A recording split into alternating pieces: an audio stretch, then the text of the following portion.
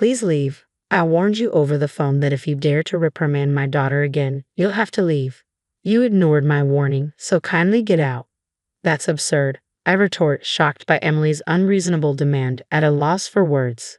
Seeing me silent, Emily continues her tirade. You're just my brother's wife, an outsider. Stop pretending to be part of our family. Hearing these words from Emily shatters something inside me. I had endured her verbal abuse and her daughter Olivia's selfishness, thinking they were family. But now, all the things I did with their interests at heart have been entirely negated. I have no reason to respect Emily and Olivia anymore. All right, I'll leave, I reply calmly and start packing. Emily and Olivia laugh heartily at my situation, but they won't be laughing for long. I think this as I gather my belongings. My name is Chloe. I live with my husband Ethan and his parents. Ethan had requested from the time he proposed that we live with his parents once we were married. At first, I hesitated, but when I met Ethan's parents, I realized they were decent folks who respected boundaries. Convinced that life with them would be manageable, I accepted Ethan's proposal.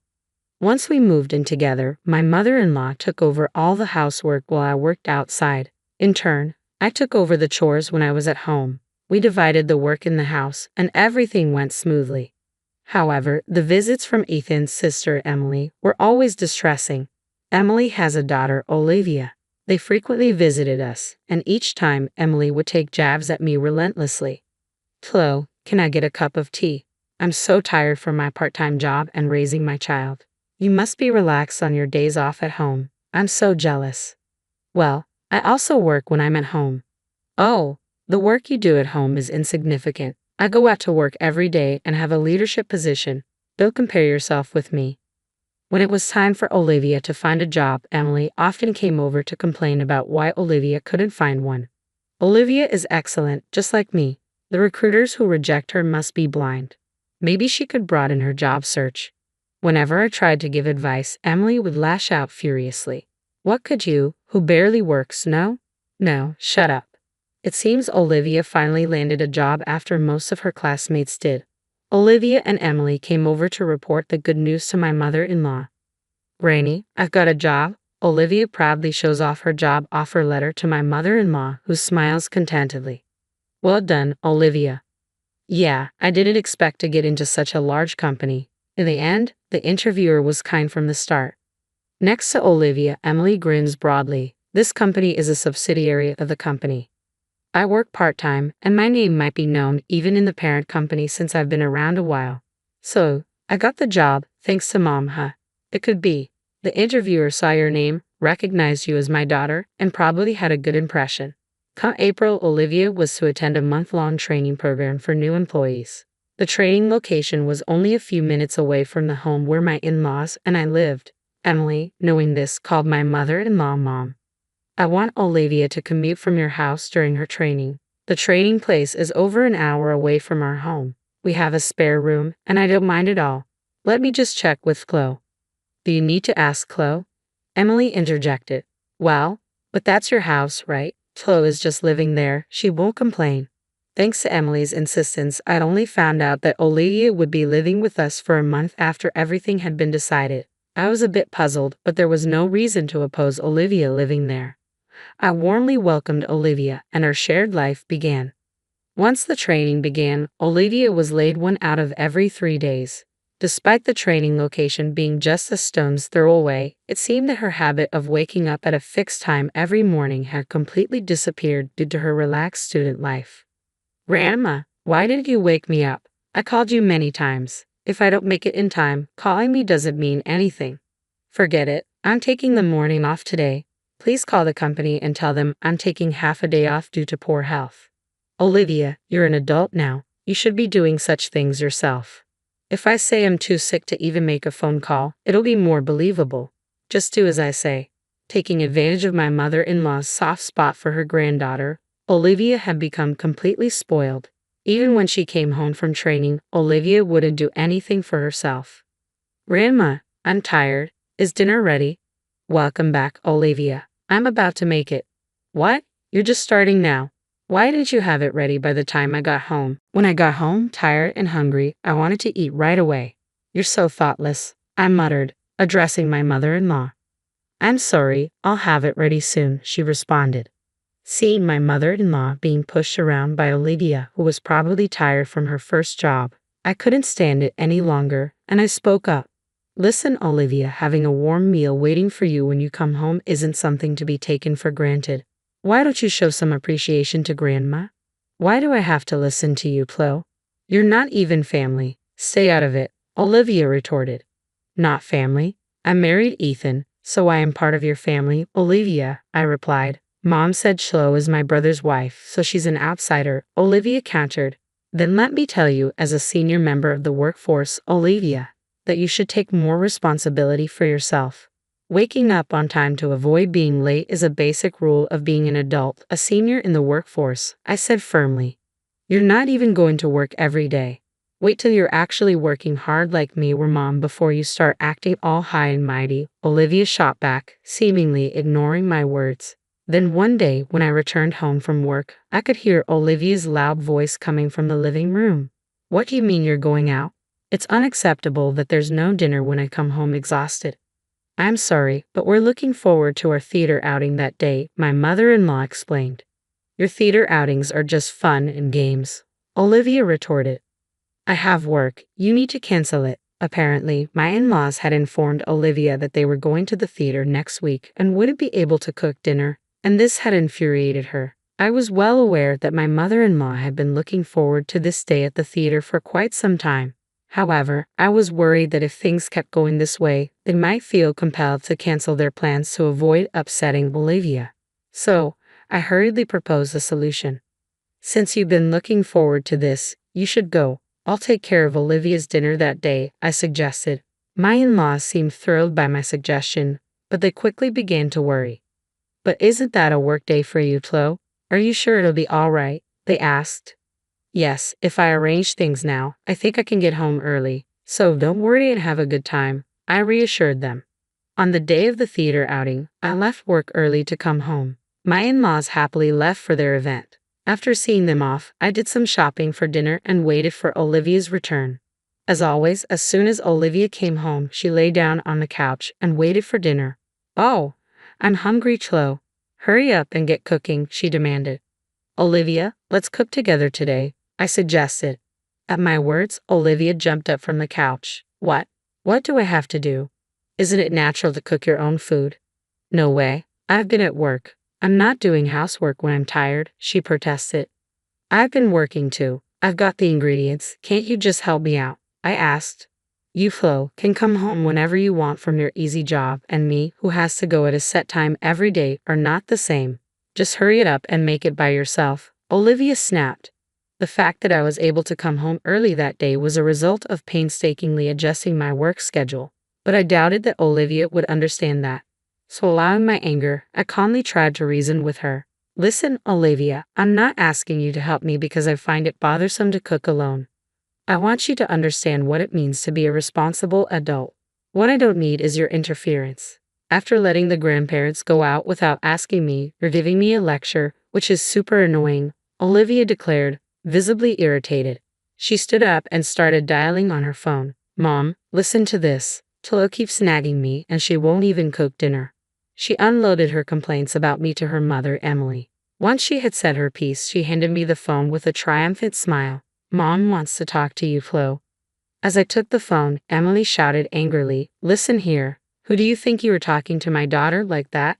As my son's wife, if you continue to cause problems for my daughter, I'm going to ask you to leave that house.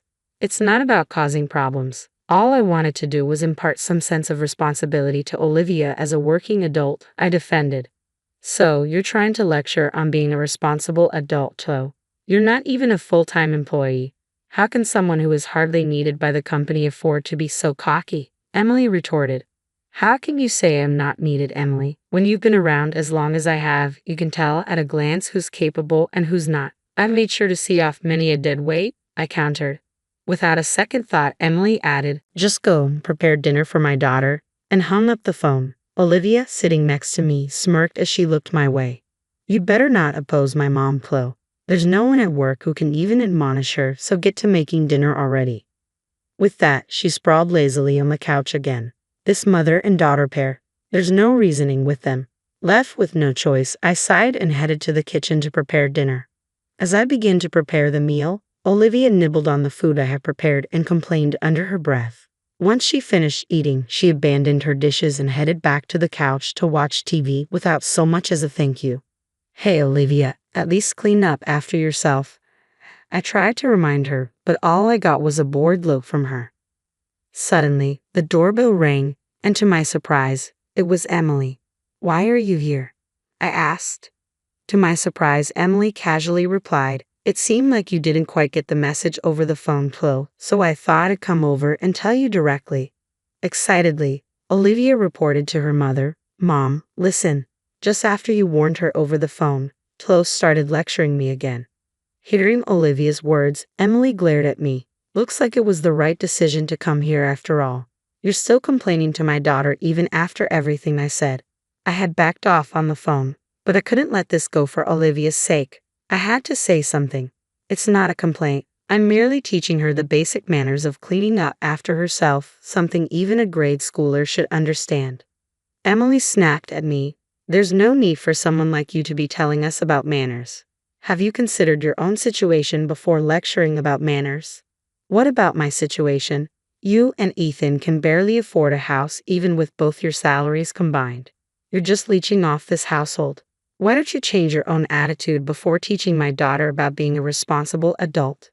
I'm not here to leech off you. As proof, I make sure to pay my fair share of the rent and living expenses every month, I retorted. Well, it doesn't matter either way. You're going to leave this place. Leave, Emily declared.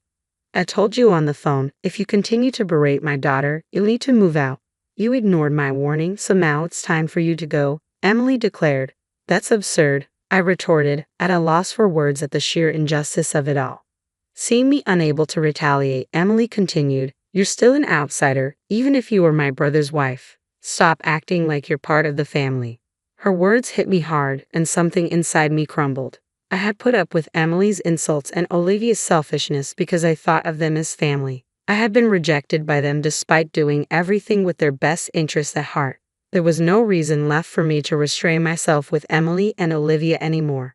All right, I'll leave, I said quietly, beginning to pack my things. At the sight of me, Emily and Olivia started to crack up. Ignoring their laughter, I continued to pack. When my in-laws returned home, my mother-in-law's face shifted as she took in the scene. Oh, is that you, Emily? Chloe, what's with the luggage? She asked. Before I could answer, Emily chimed in. Chloe has been lecturing Olivia while she can't even do her own job. She's become such a nuisance. We've decided to send her packing. What? My mother-in-law's face drained of color. Apologize at once, and you too, Olivia. Why should I apologize to Chloe? If she wants to be part of our family, she should ask us. Maybe then we'll consider it, Emily replied, backed up by a firm nod from Olivia. My mother-in-law sighed deeply. You too. It's over for you. What? What are you talking about? The one who's done is Chloe, right? She's the one being cut off from our family, Emily retorted, leaving my mother-in-law shaking. Do you even realize who made it possible for Olivia to get her job? That's me, the part-time manager. Emily tried to puff herself up, but my mother-in-law interrupted her. No, it's not like that at all. It's because Chloe, who's an executive at the corporate office, recommended her to human resources. Well, that's a lie. Chloe barely does anything. She's home half the week, Emily countered. Facing the confrontational Emily, I revealed the truth. I often attend executive meetings online, so I work from home. Then did Chloe really get Olivia her job? My mother-in-law asked. I really wanted Olivia to find a job on her own, but she begged me for help. Why didn't you say anything? Emily turned pale, realizing the truth. I wanted Olivia to start at the same place as everyone else, to work without any advantages. It was better for her not to know that I was an executive at her company, I explained. So, did Mom and Dad know this from the beginning?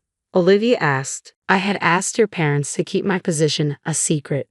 Emily, since you always assumed I was incompetent, you never showed interest in my work, so there was no need to tell you. So, you're telling me I've been disrespecting an executive at my own company this whole time? Olivia went pale. That's right, thanks to my concealed identity. I got to learn a lot about how new employees like to fake illness and such, Olivia pleaded desperately. Please, please don't tell anyone about this, she added, desperation evident in her voice. Coldly, I replied, I thought I'd let it slide because it's a family matter. But it seems I'm not considered family to you too, so I can't stay quiet if it's something that will harm the company. But I will be assigned after the training. Exactly, Olivia.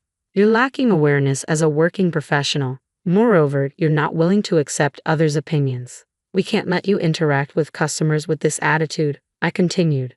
In her panic, Emily clung to me. I'll take back what I've said. Olivia is Chloe's adorable niece. Don't report anything that would harm her situation, Emily, she pleaded. Don't you think you should worry about your own role? What about your part-time team's high turnover rate? It has been repeatedly brought up in the parent company's meetings. If it comes to light that you, as the manager, are forcing part-time employees to quit, it's going to be a big problem, I pointed out. Emily's face tightened as she remembered her own words. Wait, that's a misunderstanding. I was just guiding the unproductive part-timers, and then they quit on their own. I'm not responsible for this, she protested. Well, that can be investigated. We have a meeting next week with your company's board members. We'll report this and have it thoroughly examined, I informed her. No way.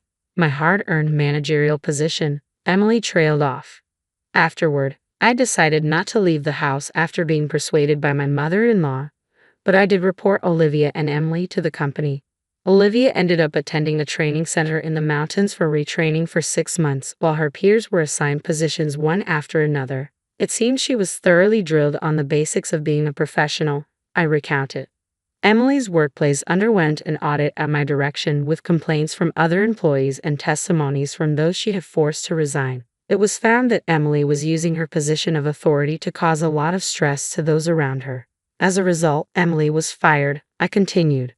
Emily seems to have started a new job to cover her living expenses. However, since she's only ever worked at one place before, she's having a hard time getting the hang of her new job. Despite this, she still acts high and mighty and seems to be on the verge of getting fired from her new job as well, I added. At this rate, her life will likely continue to be difficult. On the other hand, I continue to live peacefully, sharing household chores with my in-laws as usual. This incident seemed to have taken quite a toll on my mother-in-law, I reflected. Chloe, I'm sorry because I've spoiled Olivia and Emily. I made you go through such unpleasant experiences, my mother-in-law apologized. No, it's fine. I was happy that you stood up for me, I reassured her. Having had a good talk with my in-laws, I feel their bond is even stronger than before. Even though my sister-in-law turned out to be a challenge, I look forward to continuing to live with my mother-in-law, maintaining our good relationship, I concluded.